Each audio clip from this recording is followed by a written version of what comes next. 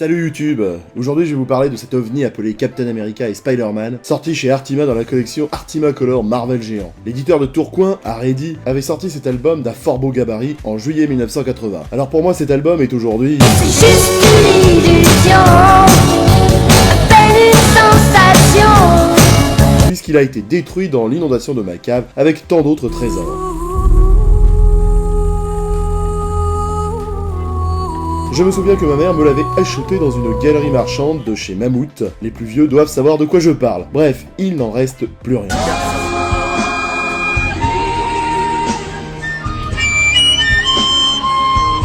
J'avais été très étonné à l'époque devant cette couverture bizarre, mais aussi devant cette étonnante réunion de deux super-héros que j'adorais, qui plus est, non publiés chez Lug, et je me disais qu'on était gâtés. Marvel faisait un cadeau à ses fans avec un inédit. Mais il n'en était rien, les cadeaux ça n'existe pas dans une société de consommation et de profit. Car en fait le bouquin était issu d'une collection quelque peu bordélique, puisqu'Aredi pouvait aussi bien publier des épisodes retraçant les grands films de l'époque, genre Les Dents de la Mer 2, ou Météore, des récits de Kull le Barbare, ou même de la vie de Jean-Paul II.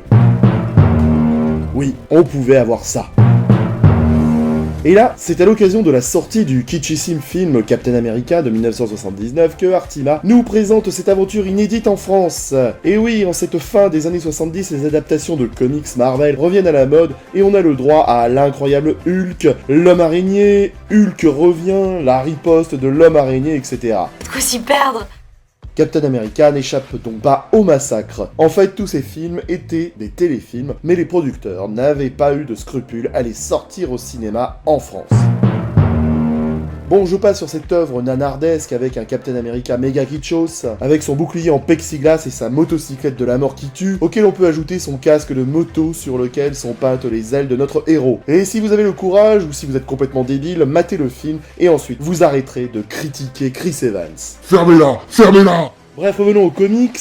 Tout gamin de l'époque qui se respectait, fan ou non de super-héros, ne se serait jamais plaint d'avoir entre les mains une aventure inédite du Captain et de l'araignée. Non. Waouh, c'est que ça a déchiré sa race quand même, hein. L'aventure était inédite en France car Lug n'avait jamais publié cette histoire. Par contre, cet épisode n'était qu'une chaîne de la continuité de l'univers marvelien aux États-Unis, puisqu'il était tiré du Marvel Team-Up numéro 52 de décembre 1976. Il s'agit d'une aventure de 17 pages écrite par Jerry Conway et dessinée par Sal Buscema. C'est l'histoire de Spider-Man qui se balade à travers la ville au crépuscule, quand tout à coup devant lui, un étrange portail s'ouvre laissant jaillir une créature démoniaque. Spider-Man essaye d'arrêter cette créature, mais c'est impossible. Puis d'autres personnages jaillissent du portail, dont le Faucon, Layla Davis, un cow-boy appelé Texas Jack, et toute une ribambelle de personnages chelous, sans oublier le sémillant Captain America. Le portail se referme définitivement. Captain America promet de donner une explication à l'araignée, mais ce sera une autre fois. En fait, il faut savoir que cet événement fait allusion aux épisodes 201 à 203 de Captain America, où lui et ses compagnons étaient dans une dimension alternative. Cherchez pas ces épisodes, ils n'ont jamais été publiés en France. Ailleurs dans la ville, dans son penthouse privé, Batroc, le maître de la savate, sous-traite son majordome comme Amazon ou McDo respectent les droits du travail.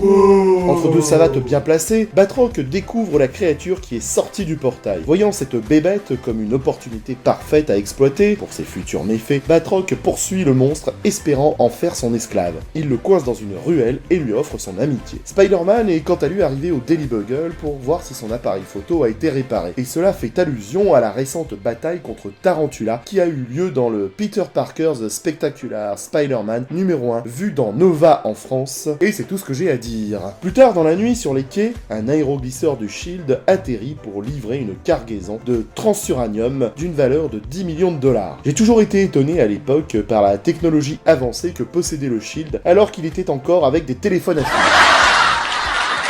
Bref, le chargement est forcément attaqué par Batroc et la créature, qui défonce les agents du SHIELD jusqu'à ce que Captain America arrive. Lorsque Cap se retrouve surpassé, il est sauvé en un rien de temps par Spider-Man, qui est venu lui prêter main forte après avoir entendu qu'il y avait une bataille à la télévision. La baston est puissante et dynamique. Batroc est mis KO, mais la créature commence à émettre une lueur radioactive et finit par s'enfuir. Speedy et le bon vieux Cap confient Batroc aux agents du SHIELD, et ils se jettent à la poursuite de la créature. Et la suite vous est racontée dans cette histoire histoire pétulante. Cet épisode est très intéressant quand on est un fan des deux dignes représentants des super-héros américains de l'époque. Pour le gamin français du début des années 80, c'était top d'avoir un rap de Captain et de Speedy. Le reste de cet album d'Artima a publié 3 autres épisodes de Captain America tirés des numéros 176 à 177 et 179 je crois, avec un récit critique où le Captain s'apprêtait à quitter les Vengeurs. Voilà, je ne vous en dis pas plus car j'ai malheureusement peu de souvenirs de ces épisodes détruits à jamais dans ce terrible sinistre qui pulvérisa bien de mes souvenirs comics de l'époque. N'hésitez pas à apporter vos lumières ou vos propres souvenirs sur cet ouvrage dans les commentaires et puis laissez un pouce bleu les enfants, ça fait du bien au moral pour le gars qui travaille avec amour sur ces vidéos. À très bientôt les geeks, des bisous YouTube. Philippe, je sais où tu te caches. Non, appelle Ramsey. Appelle Ramsey.